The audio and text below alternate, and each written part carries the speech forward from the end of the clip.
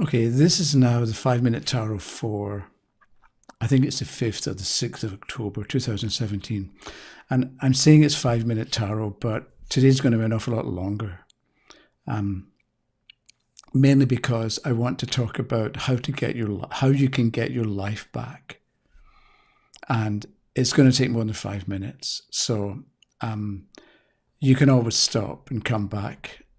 If you like what I'm about to say, you really like it. But if it's not your taste, then try again later, because there may be something happens in the meantime that will give you a different understanding, a different way of looking at things, so that what I'm about to say is going to make sense. Partly because I'm saying this, partly because some of what I have to say, it may be new to you. I've been sort of thinking about this for quite some time. So you're sort of joining in at the end, so to speak, whereas I started at the beginning. And so there may be gaps in what I'm saying. And so let me know in the comments, or give an opinion, or agree or disagree. And then I'll know better what holes I've left and how I can fill them in.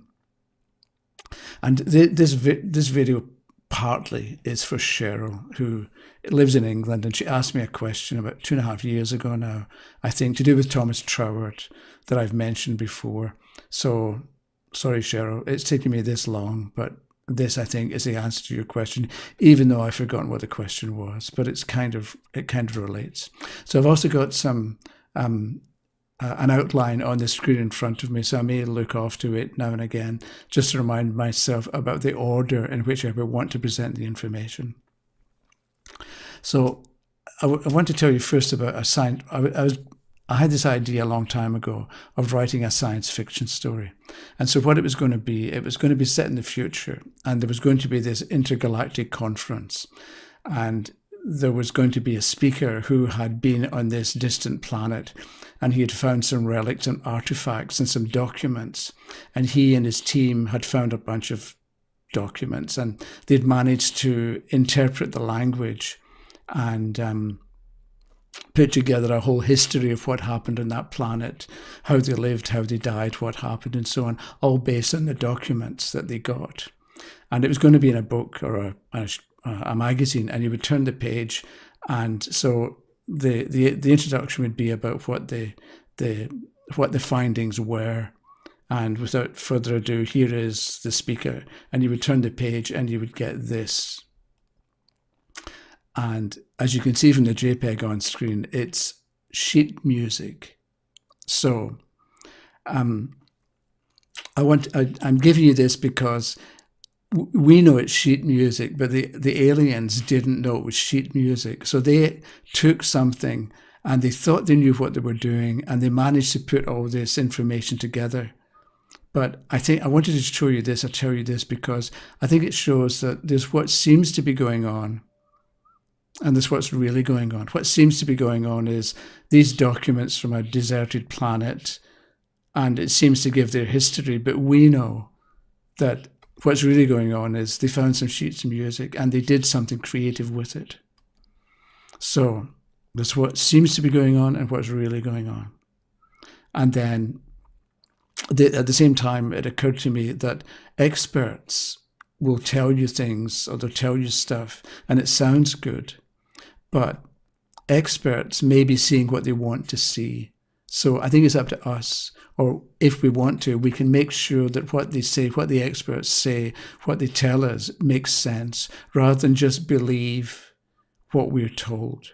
Because an awful lot of weird ideas go into our heads and make us behave in a certain way.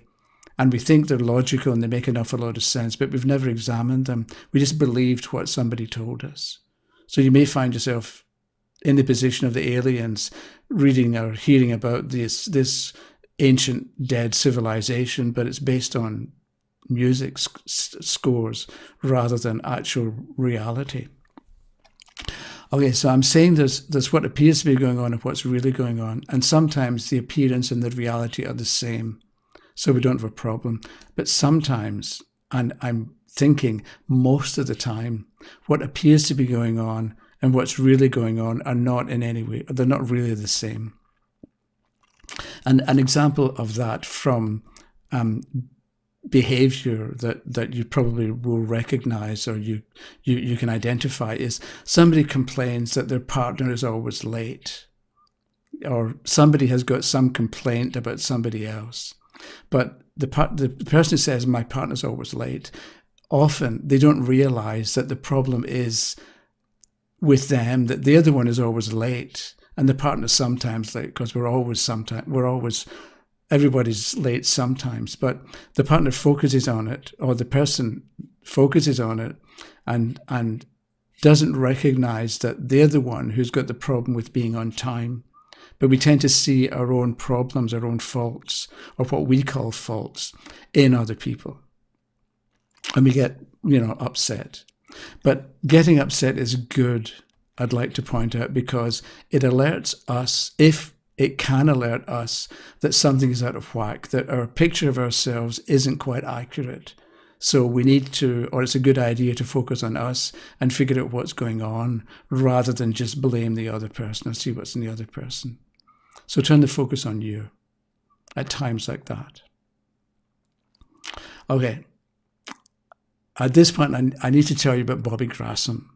And so this is a photograph of the high school that I went to, Rutherglen Academy in Rutherglen, just outside Glasgow. And if you look at it, it looks like a prison from the outside. That new building is an extension that they built with a canteen and changing rooms and so on. But it looks like a prison. And if you were to go inside, it's kind of like a prison as well. And so when I went to school, high school, it was government policy and it was school policy as well that teachers, if a student was disruptive in class, I don't know what disruptive meant, but talking or not paying attention, you could get the belt. It was called the belt or the strap. And what it was a leather belt, a thick, 1/4 of an inch thick leather belt, stiff leather belt, about this long, 1.5 feet, maybe 2 feet. And what would happen is you'd be called out to the front of the class and you're going to get the belt because you'd been misbehaving. So you had to hold your hand out straight in front of you. Sometimes it was double. Okay, so you'd hold your hand out and the teacher, and some of these teachers were big men, and we were like 12 and 13, and they would get the belt and they would strap you on the hand. And this was your punishment. You could get a maximum of 6, which was quite a lot. But some of them were double, so you would do the right hand over the left and then the left over the right. And they weren't supposed to hit you on the wrist, but they often did. Okay, so there was one time in Bobby Grassam's Latin class, and I was 12 or 13, and the fellow sitting beside me, we were rows of desks, 2 side by side, and a corridor between them. So this fellow, Fred Buchanan, kept bugging me, kept nudging me when I was trying to write. So I get fed up. I kept telling him to stop. So eventually I shoved him off his seat into the corridor laneway thing, and so he made a noise, falling, and he yelled. And somebody, whoever it was sitting behind us, had his leg stuck through the desk or underneath us. So Fred's foot caught this fellow's leg, and he yelled out and Fred yelled out, and I got the blame. So I'm taken out in front of the class and I get the blame, and I got the belt, like 4, I don't know what. I was a big problem apparently. Okay, so we've all got some kind of incident like that where something happened, and the question is, how do you react? I don't remember how I reacted. I'd probably be annoyed but maybe what happens is that kind of incident happens and you think to yourself, life isn't fair, as an example. And then later in the week, something else happens that reinforces the idea that life isn't fair. So you end up believing that life isn't fair. Or maybe what you learn from it is that I told Mr. Grassam the truth, that it wasn't my fault. But maybe you learned, or maybe I learned, that I can tell the truth, but people are not going to listen. And that idea of people not listening to me can be reinforced later that week, that month, that year. So you end up, you have ideas about what's going on, And life seems to make, or life makes a particular kind of sense, even if it isn't true or real. So my idea could be that I tell the truth, nobody's going to believe me, so I might as well lie and just make stuff up, because nobody's going to believe me if I tell them the truth. So that could make a particular kind of sense to me, even though, as I say, it's not true or real. So what I want to talk about is, how do you get your life back? But we need to understand, I think, that my life that I lost back then in age 12, it wasn't stolen from me, but I didn't see what was going on. I was only 12, so it's not really surprising that I didn't have great wisdom or have really any idea of what was going on, because I was 12 and all I cared about was football and not Latin. Okay, so my life and your life as well, it's not stolen from us, but things happen and we don't see them correctly. And this is what I want to get into, about what's going on, that we don't see things correctly, or we get sidetracked into believing certain things that aren't actually true. So in an earlier video, maybe a week ago, can't remember which one it was, I talked about somebody wants to ask the tarot a question but doesn't quite know what. So the reader, you make up logical, decent questions, like, because the example was, what can the fellow do to help his daughter about his daughter? And so you can make up logical questions, but it can turn out that what you thought was going on wasn't really what was going on. So all the questions you come up with, they're all very interesting, but they're irrelevant. So what you do is, or I suggested what you do is, you pick a card to understand what kinds of questions to ask. And I mentioned at the time I was toying with the idea of talking about 1 and 2, but I didn't. And this is what I want to talk about now. So one is a beginning. It's the beginning of a sequence, we can say. So 1 is fresh and it's new. And so the magician is number 1. So the magician can represent a new beginning. Also the wheel, because the wheel is number 10, 1 plus 0 gives you 1.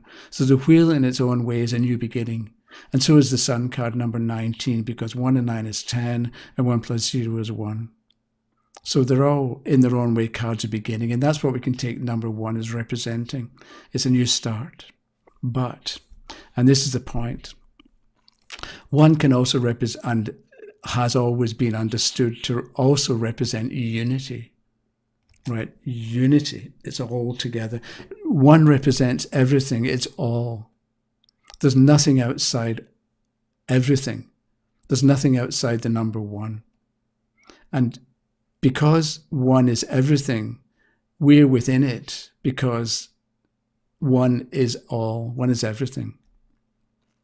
And you could understand the idea of allness and wholeness as the expression I am.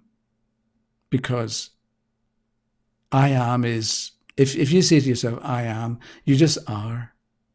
It doesn't mean that you're doing anything, because I am and allness just is.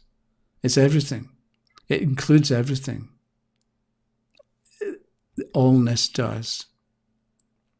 So, because it includes everything, it also includes the urge to incarnate. And if you remember back to the video about Gemini, about Castor and Pollux, so Aries is the urge to incarnate, and you go backward to the zodiac to Cancer, which is the doorway to incarnation. So we have everything, the idea of the all. And included in everything is this urge. I don't want to say that allness wants to do anything, because it's not a person. It just is. Allness is, and that's all we can say about it. It's everything, it just is. But it's not doing anything. It doesn't want to do anything. It doesn't have plans. It doesn't have goals, because it's not a person. It just is. Okay, so let's say that being, the present participle, it is, allness is, it's just being. And let's say it includes being aware of itself, so it expresses itself. Right, so if you've seen Bill and Ted's Excellent Adventure, Socrates was on the stage and he's doing this thing, talking about the all. So imagine we've got everything, and within everything, there's the urge to express itself or to know itself. So if you're everything, if you're this, what do? You can't turn into something else because you're everything, so there is nothing else. You also can't look to something outside yourself or outside or something external because there is nothing external. It's you or this, all is all, it's everything. So what's it going to do? It is, but maybe it wants to, or maybe can't say wants, maybe there's an urge, some kind of urge. Okay, so it's a bit like, because allness just is, it's a bit like it's everything and nothing at the same time. Because it's everything, but it's not really changing or exploring or doing anything that would give it a sense of itself. And it's a bit like it's everything, but it's also nothing. And I was reminded a little bit of Bob Dylan saying that you find when you reach the top, you're on the bottom. So you reach the top and you think it's going to be good, it's going to be better, but in fact, you're on the bottom because it seems you think it's going to be great, but you get these movie stars who can't walk the street because, they can't go for a walk because people will take photographs of them and interfere with them and interrupt them. Okay, so I'm just sort of rambling a bit to get an idea of what the all is. So everything can't be something else because it already contains everything. So it can only reflect itself. And I'm trying to be logical at this point. So we've got the all, and there's an urge to incarnate, or an urge to something. And it can't turn into something else because then it wouldn't be the all that was doing the turning. So it can only reflect the wholeness of itself. So we've got the idea of one and two, where one is the origin or the original, and two is a reflection. And one astrologically happens to be the sun, and two happens to be the moon. And we know that the moon has no light of her own, and she reflects the light of the sun. And there was a joke about somebody, he said he opened a nightclub in the moon, but he had to close it. And somebody says, okay, why do you have to close the nightclub in the moon? And the fellow said, there was no atmosphere. That's my joke of the day. Okay, so, but we've got the idea that we've got allness and we've got its reflection. And the problem is reflection, because reflection seems separate, but it isn't. So there's harmony and there's beauty. I changed the pictures behind me. We've got Mark Rothko over there. And it's harmonious, and I think it's really quite beautiful. And we've got art and we've got music. So we know there's harmony and we know there's beauty. But when you're miserable or unhappy, you think you're apart from beauty and harmony. But what if when we're miserable and unhappy, we're actually in the reflection and no longer with the original? We're in the reflection and we're making up what we see. So the reflection, the miserableness that we're experiencing, that we think is real, is actually coming from us and our own imagination and our own bad mood, and not from, or no longer from, the original, which is everything, which is harmonious and complete, and is really what we ought to be relating to. What we're doing is we're relating to ourselves, our own mind, but we think it's big, we think it's real, we think it's true. But the reflection in that we're dealing with it only shows our own limited thinking. It doesn't show the whole original. Okay, so I'm talking about the all and unity and so on, but maybe we think about there's life. So the all can represent life. So there's life and there's you. life goes on. It's October here, and I look out the window and leaves are falling and it's autumn. And we can think, okay, well, things changed, life is winding down. But in Australia, it's springtime. So life doesn't stop. It keeps going. It may appear to be not going. It may appear to slow down or to be changing, but it's just life. So that life goes on, but we ourselves can appear to slow down with age. So let's consider what's really going on. And I need to discuss a little bit about the movie Gladiator, which came out, and I think in about 2000, with Russell Crowe as a gladiator. So at I think maybe halfway through something, there's a battle that's seen in the Colosseum where Russell and his buddies, friends, fellow prisoners fight against well-armed Romans or slaves. Maybe they were slaves. Okay, so anyway, they managed to win because Russell was a gladiator and a soldier and knew what he was doing. And somebody says to him, I may have the scene wrong, but I think it was that scene. And somebody says, "Who are you?" And he says, "I am Gladiator." If you remember that scene. So he didn't say, "I am a gladiator," or "I am the gladiator." He said, "I am Gladiator." So it's a bit like there's an idea of gladiatorness or gladiatorism. And gladiator has its code, its duties, its responsibilities, its way of behaving, and so on. So there's all sorts of things connected with the idea of gladiator. But Russell, Maximus in the movie, he's an expression of gladiator. He isn't... Okay, so we've got unity, which is the idea of gladiator and all that it represents. And we've got the reflection, in this case, Russell Crowe, Maximus. So Russell as gladiator is within the wholeness of gladiator. But because he's an expression of gladiator, he also includes all of gladiator within him. So we've got unity and we've got its expression.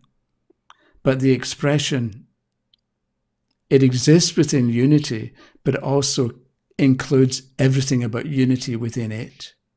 And I'm saying the word include, not contain, because if you say contain, you can think of Tupperware and containers, and it's finite and it's limited, and you've got walls and you've got a lid and so on. And that's not what's going on. But if Russell as a gladiator is an expression of the wholeness of gladiator, he includes gladiator, but he doesn't have to express multiple various aspects of gladiator every second. He's a kind of a representative of gladiatorness, and he can draw on what is required as it's necessary. Right? So if gladiator is a strong fighter, and Russell at that moment needs to be a strong fighter, he can be a strong fighter. Or if Russell, as the gladiator, if Maximus needs to be considerate of the weak, or when he's talking to the young boy, he can draw on how a gladiator would treat a young person. So he can draw on different things, but he doesn't have to be them. He can draw on them because he already is them. He doesn't have to find them. He doesn't have to, in some way, develop them. Because he's gladiator, he already is everything about gladiator. So if I say to you, who are you? And I mean you personally watching this right now, the answer is not I am Bob or I am Sally. The answer is I am life. So that means that there's the idea of all of life, right? We can imagine, we maybe can't describe it or give a complete description, but we've got the idea there's life and it's complete, and we can sort of have an idea that there's all of life. And because you're alive, you're in it. You're within life itself. So life is the origin of the original. So in the same way that Russell Crowe as Gladiator is in Gladiator, you're in life. You are in life, but all of life is in you.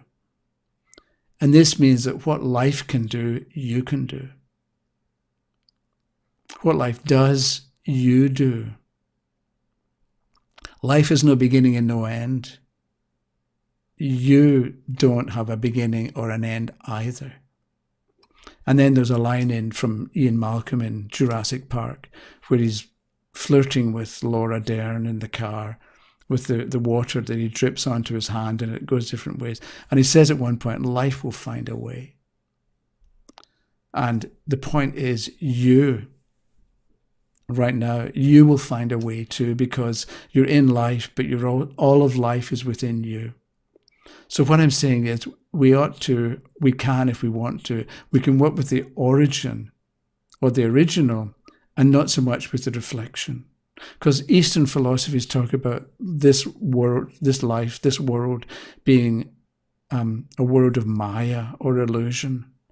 And I think that's what they mean. We've got the original that is complete and we've got its reflection. But don't confuse the reflection with the original. At the same time, let's say you've got 100 gladiators. Because we've got 100 gladiators, that doesn't mean that there's a big empty space being created in the idea of gladiator. Because gladiator, it can have 1,000 expressions, 1,000 representatives, but it's still a whole idea. It's still gladiator. Because what's happening with life and us and people is not mechanical, where if you remove something, there's going to be emptiness or a space that has to be filled up. So life or gladiator, it doesn't have to change. So when we exist, it doesn't mean that life gives expression to us individually, but it doesn't mean it's got to compensate, because we're the expression, so it's got to fill up the space that we had occupied. It's not like that. It's not, there isn't something apparently outside. So the allness of life stays whole and expresses itself via you and me and other people and friends and neighbours and so on. Because life is whole. And I think that's what's going on. And that's what, so I think that's what life is. It's you are within life and all of life is within you, and you get it back. So you're content and peaceful and in harmony with yourself. You get it all back when you know that you already have it all. 1 and 2, the origin and the reflection. And we get our life back when we operate from, when we understand that we already have it all and operate from that basis. And understanding that we've been taken in by appearance, for instance. And an example of that is let's say you've got a mirror, and you've got a mirror with a red rose in it, but you want a white rose. What you do is you change the rose that's not in the mirror, instead of working directly on the mirror and rubbing the mirror to try and change to turn it white or to change the colour. So with the problem in life, because the problem in life is in the reflection, all problems are in the reflection. We don't work directly on the problem because it's just a reflection. You shift your focus to the origin. And this can be how or where the tarot works, because maybe with tarot cards, you pick a card for an answer or for a situation, and what you get, what the tarot shows is the reality, the origin, and not the appearance or not the reflection. So we've got the mirror and we don't like the flower, the colour of the flower. We don't rub the mirror. We look elsewhere. And if we look elsewhere and not at the reflection or the appearance, we've got a chance of changing it. And again, it's the idea of cause and effect. If you don't like the outcome, change the cause. You don't try and change the effect directly. But saying cause and effect might be a bit too mechanical. So maybe we ought to look for something more organic. And so that's where I think the symbolism of numbers comes in, because it's more correct. It's less mechanical. So remember, 1 is all, 1 is everything, and 2 is a reflection. At the same time, because the reflection reflects everything, it seems like it too is everything. It reflects everything, so it seems like it is everything, but it's a reflection. So if we consider the nature and characteristics of unity and the all, we're going to get a better idea of where to look or how to handle problems, how to handle situations. Okay, so unity, it doesn't change. Gladiator is still all gladiator. But gladiators like Russell and Maximus and so on, they're like the mirror image in their own way. And so change happens in the reflection and not in the basic idea of gladiator. And the thing is, unity, it doesn't have to change, because unity is already harmonious and perfect. So it doesn't have to change. So we can't take human ideas like there is change and superimpose them onto unity, because that's starting from the reflection and trying to create the original. One other point is that unity isn't a person. It is everything, but it's not like a person. It doesn't want anything. It isn't trying to do anything. It just is. Remember that a while ago. I am, and it is. So that's what unity is. But it doesn't want anything. It's not trying to do anything.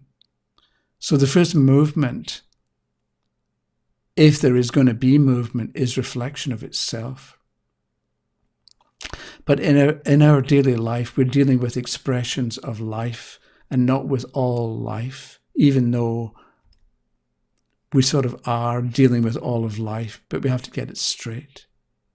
So there's an example of the Future a few days ago had a logo design redo, and it was University of Canterbury, which is UC, the initials UC, and it was the chess club. So the original logo was UC Hess, but it looked like U and the C for University of Canterbury, and CHESS was chess.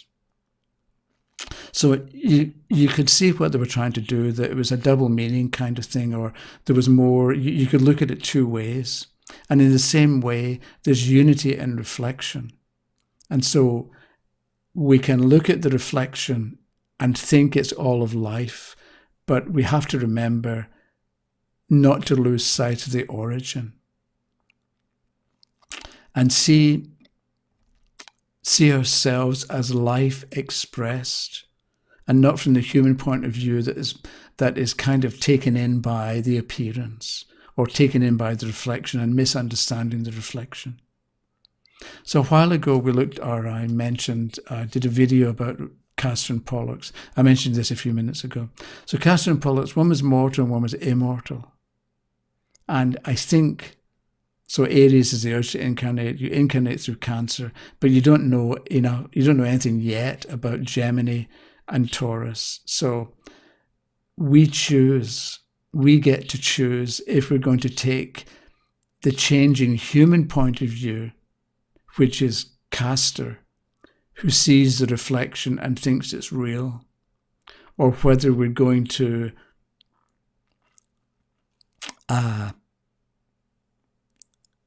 contemplate or start from Pollux, who is the immortal part, who is more able to appreciate that there is no beginning, there is no end, and that change is a reflection, it's an illusion. Okay, that was it. What do you think? Leave a comment. Agree, disagree. I'll talk to you again. Okay, bye-bye.